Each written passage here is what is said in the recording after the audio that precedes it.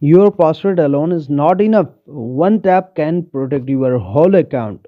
Let's enable 2FA, means two factor authentication on your Pinterest account.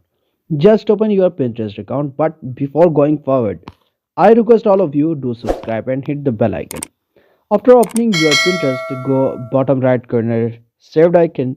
Then you need to click on your profile where M is mentioned.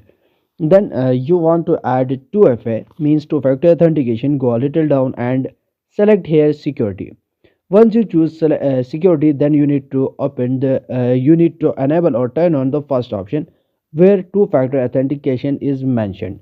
This makes your account extra secure along with your password.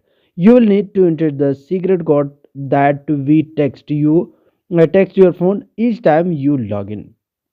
Just enable it. After that, you need to add or create a strong password. For example, where you can add alphabets, you need to add special characters, and also you need to select here some of numeric numbers. When you created your strong password, then you need to click on the done icon. All right, by with these simple steps you can easily enable two factor authentication. Security on. For more safety tips, subscribe, like the video and share it with your friends. I will see you in the next one. Goodbye. Best of luck.